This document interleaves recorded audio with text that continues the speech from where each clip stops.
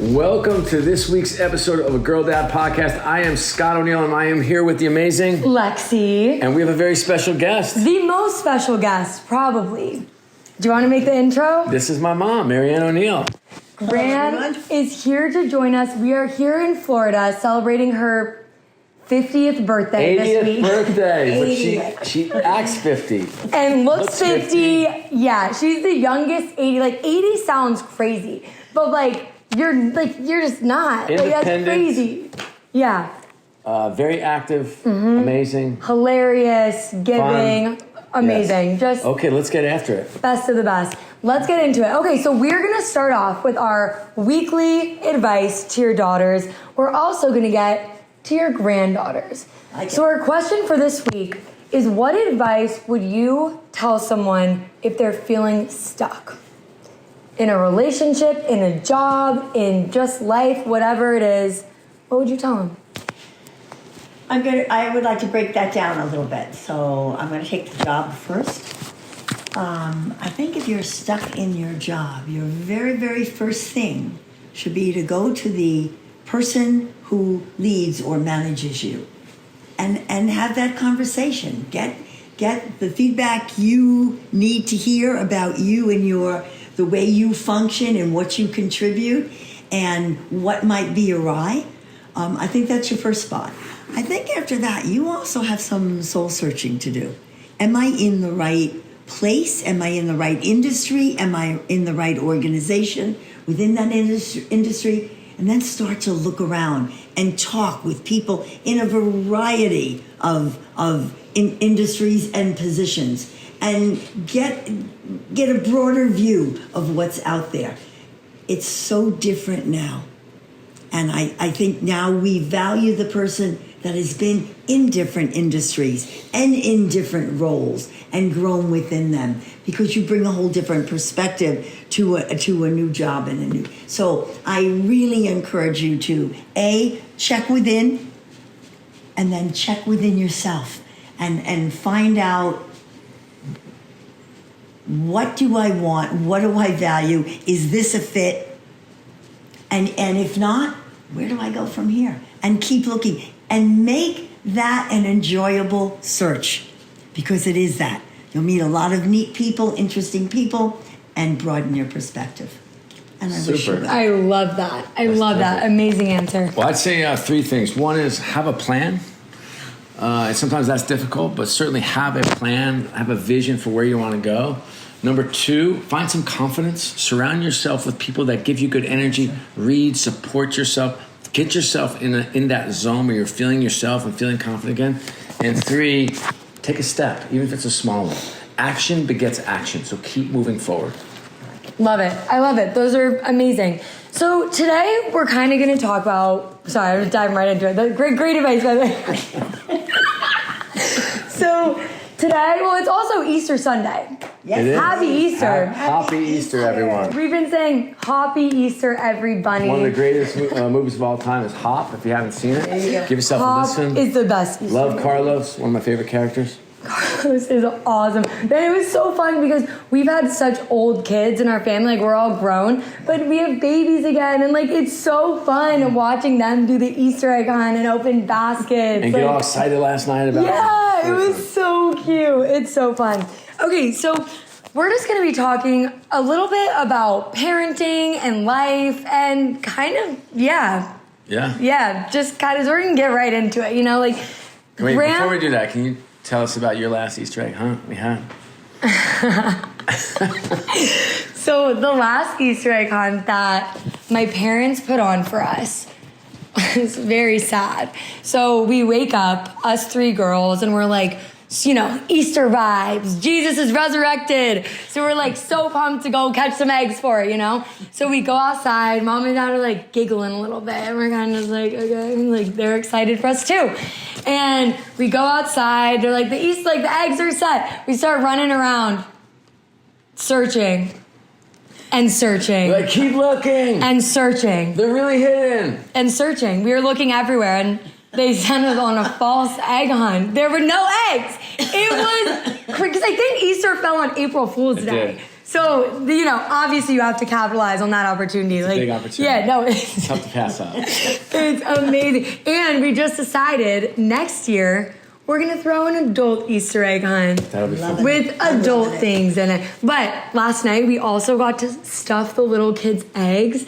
And it was so cute. I was like really quick. I was stalking them because some people were putting like 1 lollipop, 2 Hershey Kisses, and I was like, I'm giving these kids what I would want. I'm putting like 9 Hershey Kisses in each egg, like to try, and like dollars at a mame. It was awesome. Okay, we are gonna get into it. So for a little bit of context, background, Graham is the mother of 5 children, 4 boys, 1 girl, all amazing people and parents and spouses, like truly the best of the best. Like I would say also she has her PhD. Oh yeah. And she's been in leadership development training for 40 years with companies like Xerox and ADP and Texaco. McDonald's, been all around the world. Yeah. So she's an elite leader, considered an elite leader, a trainer, developer of talent. Yeah. Been a college professor. Best of the best. So this is a real executive here. Oh, absolutely. Retired now though. Yes, she is. Yes. Putting all her energy into making the world a bit better. Yeah. Through church and through helping other people and through volunteer work. Yeah. No, it's fun way. The most amazing woman, truly. And also the one who is the glue of our family, you know, like who is the reason we're all so close. Like our family is so close. Like not only just like the kids and the adults, but also all the kids with the uncles and the aunts. Like it's very cool. And it all comes from her. Like she has set us up for these like lifelong amazing relationships. And it's really great. Okay. So we are just gonna like get into it. I'm just gonna like fire some questions at you. Take as long or as little as you want to answer. But you are full of wisdom, and I think that it will be so good for everyone just to hear everything you have to say. Okay. One more note I have to say is that all 5 kids, so dad and his 4 siblings, are within 7 years of each other. No. So you had 5 kids under 7. I did. So how did you raise such amazing kids? Like what are 3 things that you did that you feel like really solidified like these amazing kids and as adults and their whole lives? 5 children is a lot. Yeah. Yeah. And for some of us, 1 child is a lot. All my life, growing up as a child, I wanted to be part of a bigger family. I have 2 older brothers, and my family was fine, but I wanted more than that. So I knew that I would have a lot of children. Initially, my goal was 10. I'll tell you how that changed. But so that's the first thing. For me, I also wanted them quickly, as we had, because I wanted them to be exactly what they are today. That is, tied together, right? So part of my job as a mom of 5 was easier, if you can imagine this, when they were toddlers, than the mom of 1, because the children had each other. Yeah. So it wasn't this constant, oh my God, I'm always running after this one. No, I wasn't. They had each other running after each other. And so that made that part easier. I do have to tell you that one day I was at the pediatrician's with the oldest of 3, and he was almost 3. And the pediatrician said to me, you know, Marian, it's time. He needs to be toileted. He's still in diapers. I said, yeah, what you don't understand is I've got 3. I say, boys were going out, everybody down. Everybody would lay down, zoom, zoom, zoom. The diapers would change, out the door we went. Stop it. It didn't get any better than that. That's it was a quick amazing. In the car, zip it in your seatbelts, boom, boom, boom, we're done. And so that's so I great. had no interest in toileting. Can you imagine what toileting would do to that routine? So as it turned out, by the time Sean was over 3, if you know Sean, please don't let him know this, over 3, it kind of came naturally. Scott was a breeze. because Sean did this potty. I didn't have the toilet, Sean. Scott, I'm sorry, Scott. It was just done. It was following the same thing. Yeah. And Michael was the same. So, Wow. so that was the first 3. And then there was a tad of a break, a little bit of a breathing spell. And then Matthew and then Janet. But so in many ways it was easier. And I'll give you one other thing. All of you kids were pretty much into the same thing at the same time, as opposed to me. It would be more difficult if some of you were in your preteen age and some of you were toddlers. Totally. Right? So we were into doing the same things. The characters you were in love with were the same. The sports you liked were the same, and at the same level. And so I'd say, to just from my perspective, it was a unique way to grow up. The kids of hippie parents, quite frankly. Yeah. And so we Love had it. very few rules, so Yes. very little discipline. It was don't hurt your mother, don't hurt each other, and no girls in the bedroom. That's right. That was it. our 3 rules. And boys for Shannon. Mic drop. 3 rules. Great that rules. was it. We had family meetings once a week, so we sit down and discuss like family issues. It was run very much like you'd run a company, and so our meetings were held like that.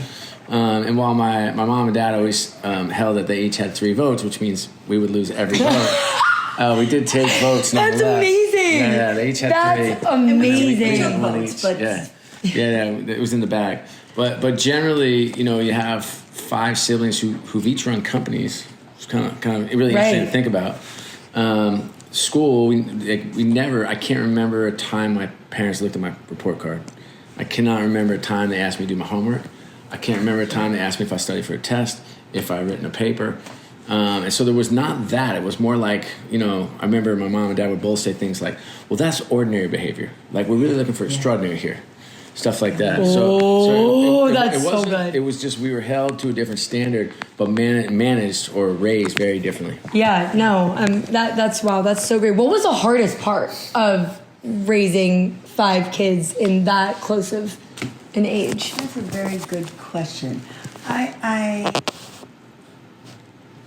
think the hardest part was, first of all, initially, when Sean was born, the first was born, I had never so much as held an infant. Wow. So Dad was far more skilled. He had many nieces and nephews, and I hadn't, and so I don't think I'd held an infant, and so there was that learning that part myself. Yeah. Right? And then beyond that, for me, there was always are we doing the right thing? And we were new at this when you're a parent. It's like nothing else before. The responsibility level is more powerful than imaginable. And I viewed it as my most important role on this earth. And so I didn't want to screw it up. But you do make some mistakes. You do spend more time on this instead of that. Or you do spend more time on this child who might be struggling. Or you miss this, and especially with the crowd. Yeah. You miss that. You're in a hurry. For me, and I don't think I ever accomplished the slow down part. Now, while that has served me and all of you well most of the time, I often wish, looking back, that I had slowed down a tad to really deal with what's going on, how are things happening. Got easier, oddly enough, when you became teens because you were more vocal. Yeah. And so you would share it and you would wear it on your face. And I knew if a relationship wasn't going well, or school, or something, or sports, right? Yeah. And I was a bit of a challenging kid. I was going to ask, was he the most difficult? You know, I don't think, let me just tell you, I don't think my parents knew what to do with me. Like, they took me off sugar for a while. They sent me to a counselor. They just didn't know what to do with my You're energy. like me. Yes. yes, yeah. And so, I remember you saying that to just me when I was working young. through like all that stuff, and there wasn't any answers other than like just get into sports and like take all that energy and just push in. And so I mean, there was a time when I was playing on 2 soccer clubs, 5 basketball leagues. Yeah, Okay. no question. And then In one season? and then I would like spit into any missed practice or games, and you just but it was nonstop, and that got me to experience like how to like get rid of some of that energy, how to put it to some use, how to lead, how to follow, how to win, how to lose. That's why I'm so passionate about youth sports, because of the lessons you learn. And like there is no, because you know your teammates are counting on you. So it was a really good lesson. And any spare moment, I was on the tennis court playing tennis. Yeah. And so there was no downtime, and that I think helped me quite a bit. But it was a very complex, growing up with that sort of like high emotions, outburst. I was throwing tantrums at 17 years old. Yeah. Seniors. Yeah. Still at 25. Okay. That's so you take it a little longer. All right. Okay. That's crazy. I do remember Alexa, Scott's fourth grade teacher, Charlie Rappeljay, if you're out there, bless you. And I remember saying to him, I'm struggling a bit managing Scott. I don't seem to get it right. And he said to me, what I see in the classroom is a smart, high energy guy who cares. And he said, quite honestly, Marianne, I see him a lot like you. And he said, you turned out all right. I put my money on him. He's going to be just fine. He said, as a matter of fact, he's going to make it big. That's pretty interesting, so right? Yeah, pretty interesting. So cute. I love that. It was neat. It was a neat bit of information for me. Yeah, but we did run into a few problems here, there. Wait. The police visited our house occasionally. I was going to say, can you guys please share? I want one story from each of you. Please share the craziest situation because they were like trouble. Like, if you can imagine, there's five kids. Right? They're all in high school together. They're all in middle school. They're like crazy. Please, I need one story from each of you. Craziest situation. I think this story will probably come up from both of us, but we were throwing a party in the woods, and it was pretty big. We were, it's probably like 40, 50 kids there, because we were all friends. Like, all of our friends were friends. So it was like a whole. But there were so many I do need to interject that I wasn't the sharpest parent. When he says in the woods, it was directly across the street from our home. Yeah. No. I never knew they were storing beer in the woods. I never knew. But it was tucked away. Yeah, but right across the street, Alexa. That is so crazy. Yeah. So it wasn't my finest guy, but nonetheless, we were throwing a party in there, and we must have been too loud, and the cops came. We all scattered. Yeah. And the police comes to our door, of course. Right. It's like knock, knock, knock. It's 2 a.m. Mom comes to the door. Hello, officer. He's like, hey, Miss O'Neill. Of course. He's like, I've been there before. Hi, Miss O'Neill. Understand your boys were, throwing a party in the woods. She's like, oh no, officer. My boys kissed me goodnight at 10 o'clock tonight. and he says, Miss O'Neill, do you mind checking to see if your boys are here? That's when she was mad. She didn't get mad too much. She was mad that night. Humiliated is the word. Yeah, you were standing up for them. You were like, no. Let me tell you one other thing that was kind of fun. So we had a couple of those things, which weren't inspiring. But we did the best we could, but it wasn't great. But I will tell you, the one biggest lesson for me is I will wake up in the morning, I come down for breakfast, and there'd be some strangers sitting at our table. I mean, this was throughout my entire childhood. I don't remember a time when there wasn't someone not in our family living in our house. Like, I don't remember a time. And I would come in, I was like, hey. I was like, I'm Scott. I'm David. Hey, David. He's like, yeah, I met your dad at Grand Central last night. I didn't have a place to stay, so he said I could stay here until I got on my feet. And that was on the regular, It was actually like really powerful lesson in terms of like, where can you make it? We didn't have a lot of money. Yeah, no. And so we couldn't donate a lot of money. We couldn't give to a lot of people. But what my parents gave was like a roof over their heads and food at the table. So that's a really powerful way to grow up, and like knowing that we just, that's the way they gave, and that's the way we grew up, seeing people as people, no matter the circumstance or where they were, how they were, and we grew up with just that. Like, it was never said, "Go help others, go serve others, go give of yourself," but it was like implied. This is what we do. Yeah, I love that. Really that's lesson. Amazing. That's amazing. It's nice for me to hear that. Because I think that's the most valuable information for new parents is just model, be the behavior you're looking for in your children. Just go do it. Yeah. You don't have to, just as Scott said, not about chatting about it, preaching about it. just do it. Yeah. And the children will see. And they may do something differently, but they'll get the idea. I love that. Get out of yourself. Where can I be of value? Right? I love that. Yeah, I love that so much. Me too. All right. I want this from each of you. What is one lesson that you learned later in life that you wish you learned earlier? Got them thinking. I have 1,000.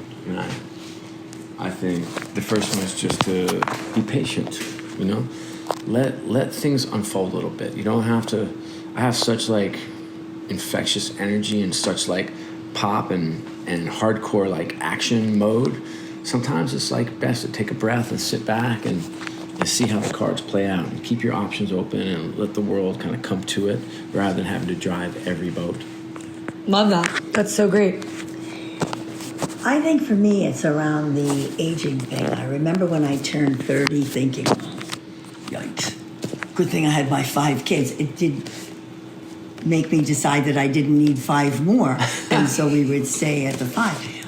And then when I was 40, there was the whole thing, you know, when you're 40, your eyes start to get a little bit, sure enough, I needed glasses. And there was a little bit of dread, if you will, coming on about what when I'm 60 and what when I'm 70. Here I am, 80. And so I think something that I didn't know then that I know now, that every new decade, every move to a new city, every change of a job, all of those things broaden you, right? And it gets better and better, certainly different. It's not that at some point it isn't quite as good or quite as cool as it was before, but it's different, and you're learning more and you're growing more. And so if it were different, there wouldn't be that dread. There would be the more focus on what your dad always focuses on: stay in the moment. Yeah. I think lots of times I was anticipating or dreading, you know, what was coming. Completely. And so I think that's it. That's great. I'm better now, no question, at being right in the moment. And yeah. That's a And- good insight. I always think like every decade's gotten better. I talk about Elise all the time. It's like, Yeah, it does. you know, right? I don't like my birthday, as we all know. We've had some conversations about that here. And I think that stems from some childhood. You taking me to Stewart Diner. I don't know what it was. But generally, like 30s, 40s, 50s, I don't have anxiety about turning 50. I'm 50, I'm glad. 55 now. But I didn't have anxiety about turning 40. It was a celebration. It's like all these different stages and phases of life. You get to, you know, this next phase is going to be about you guys getting married and you having grandchildren. That's like a really cool phase to be in, you know? And Yeah. so I'm really excited about what's coming. I love that. So one of my questions was, what's your favorite stage of life? I without a doubt, my first married stage of, I was madly in love. And I had a wonderful husband that loved me to the end of time. And as Scott said, one of his basic rules were, don't hurt your mother. And they never did. They never have. Don't hurt your mother. So clearly that was one. But honestly, each new stage was just as awesome for different reasons, right? And so I am very happy to say that the 80s are looking good to me. I think you're living a life of purpose. And I don't think you went through a period right when you left work, and it was kind of like you were kind of floating a little bit, No and trying to figure question. out like, well, how am I going to spend these last 20, 30, whatever, 40 years? Yes. And now you're in like you wake up every day. You have your 2 young grandkids you spend a lot of time with. You've got the church. You go to church every day. Every you day. volunteer at church. You're connected with people. You're building community there. You're building community in your community where you live. And it's like purpose. I think purpose. If you have purpose at any stage of life, whether you're 25 or 55 or 80, that's the thing I think that kind of protects a shield around your mental health, puts a shield That's around right. your happiness, it puts a shield around your family. I think it helps you like learn and grow and keep moving forward. And you certainly live in life with purpose. Right now. Oh, no Yeah, question. I love that. No I love that. That's amazing.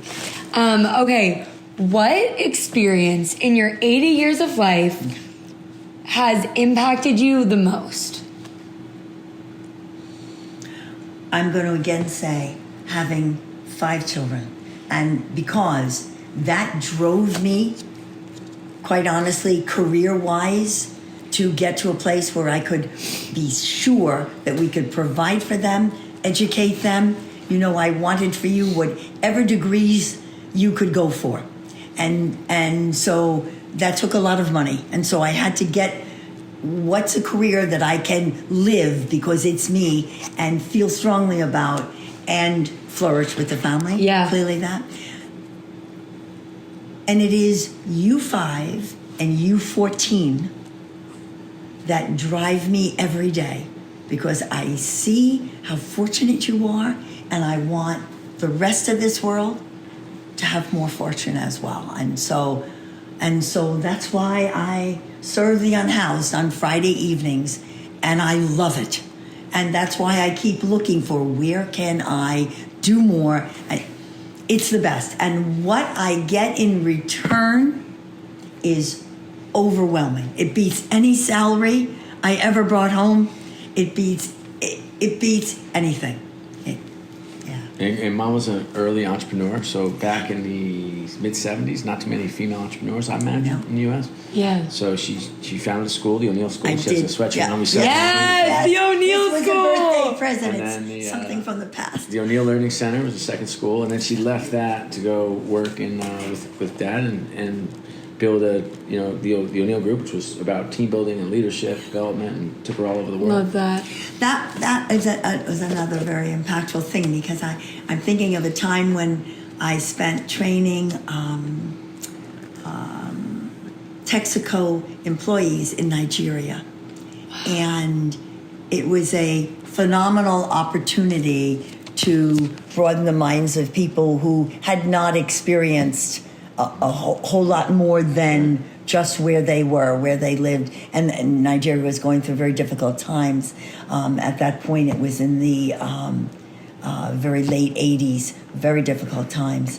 And I'm sorry, I lost my thought. That's okay. That's what the 80s is bringing on. But I will say, like, having experienced you there, I mean, think about you traveling the world in the 80s. We're in high school, and my mom's in Nigeria.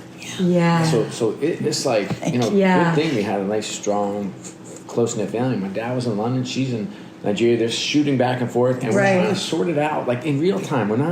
There wasn't a lot of, like, overthinking it. It's like, I'm going to Nigeria. I'll be there for 2 weeks, and then I'm going to go back in 2 weeks, and we just kind of sorted it out. Yes, sorted it out. Yes. We became very independent. You girls were very independent. Yes. My mom was very independent.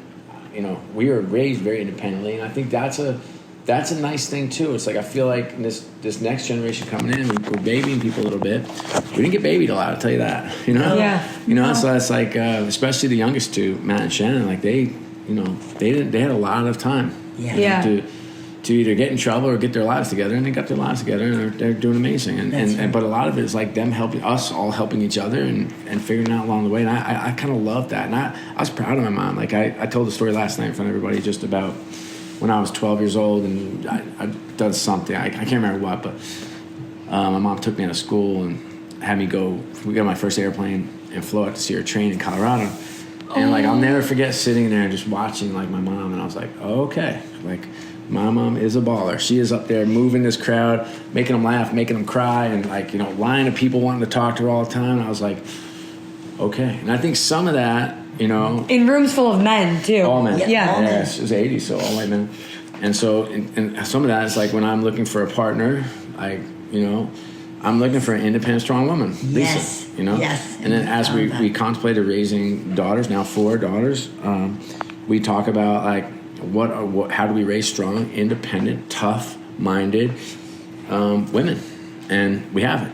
And it's, by the way, that's challenging as well. Yes. But that's a challenge we like. We'd rather that. Your mom and I talked about it hours on end. It's like, what kind of women are we looking to raise here? And I was like, I want to raise them like my mom and like Lisa, And I think we've done a pretty good job of that so far. So, totally. But like seeing that at a young age and just being like, have those saucers in my eyes thinking like, okay, this is how you do it. It's pretty impactful. That's so cool. So Graham has some of the best dating stories that I have ever I'm sorry, but I have to do it. Let's Okay. tell two. Okay, we'll do 2. I know the one I Two's want. better than 1. Okay, I know. Wait, do you want? Yes. Okay, Graham.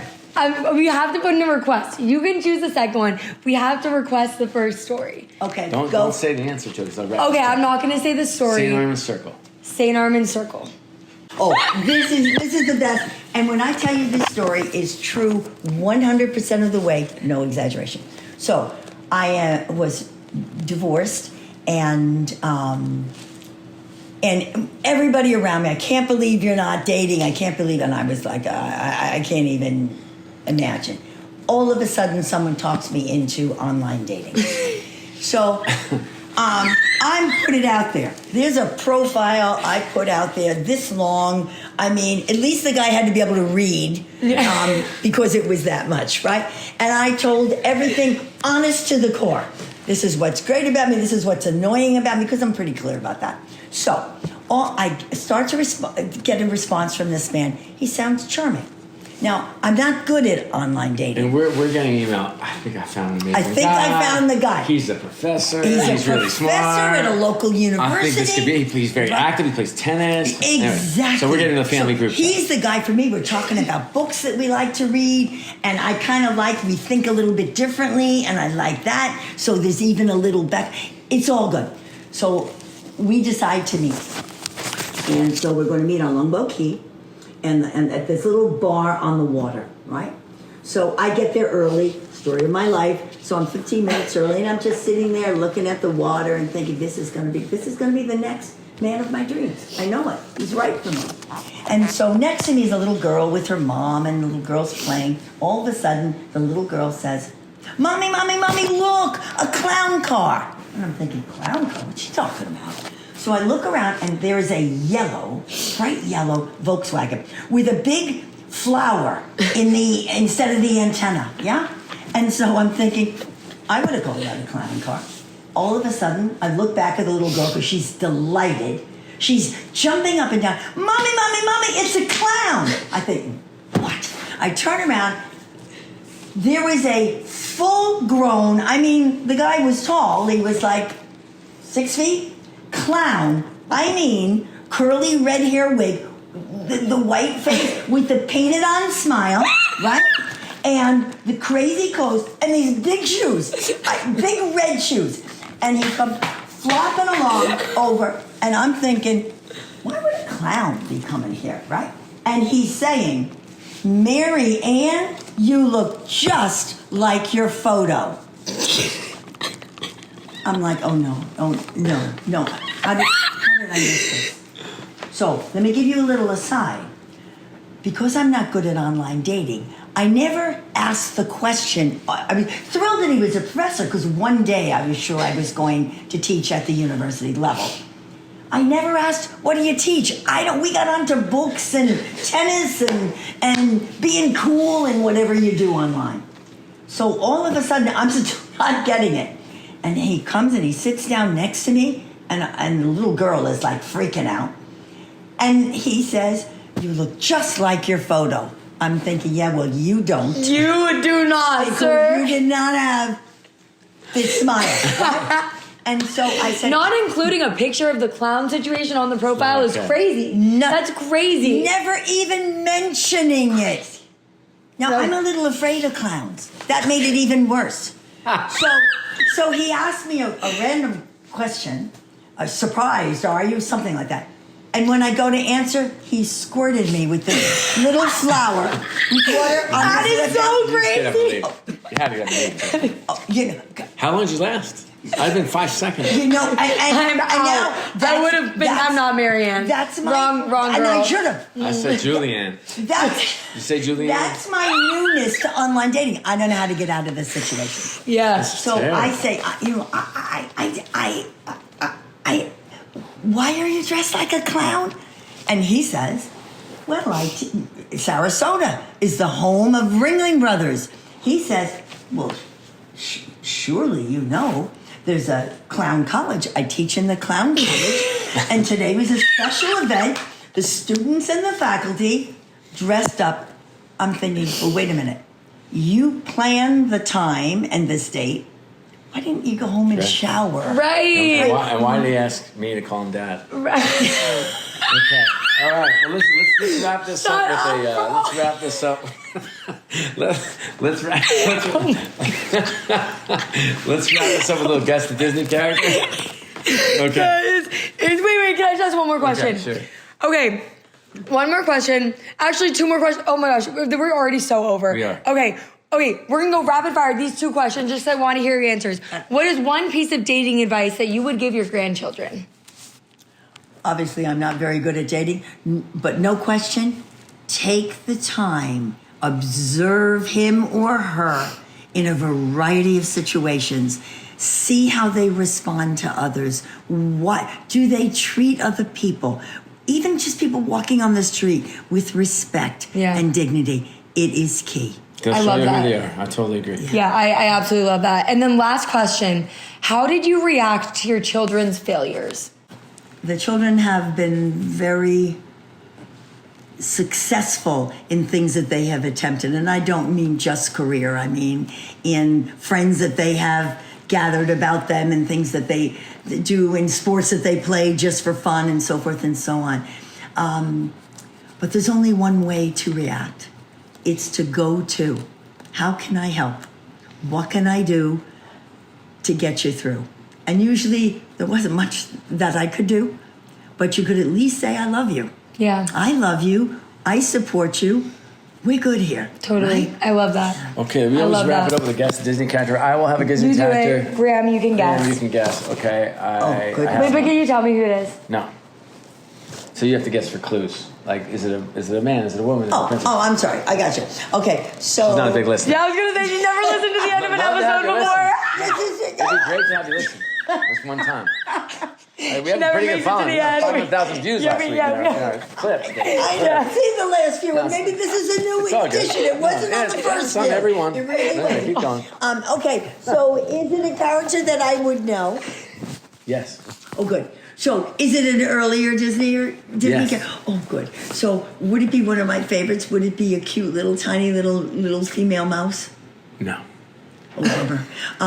Okay. Well, would it be more like an animal? No. Oh, would it be a princess? No. That's a blessing because I don't know many princesses. Would it be? You can chip in. You can chip Yeah, Is in. you it better a help boy? Yes. Is he a pirate? He is. What? Is it Smee? No. Is it Captain Hook? Yes. No, Captain. Congratulations. Nice job. That's the first one I've ever gotten, I think. Yeah. All right, thank you guys so much for listening. This was so much fun. Graham, thank Mom, you for you're happy coming. on. This Delight was to be wonderful. You're one of our top 2 favorite guests of all time. Yeah, absolutely. If you enjoyed this, like, subscribe, comment, send it to your friends, send it to your family. Share, forward. Yes, send We it, love you. send Some it. comments and questions we'll tackle on the pod. We appreciate you. Love you. Love See you next time. you. Bye.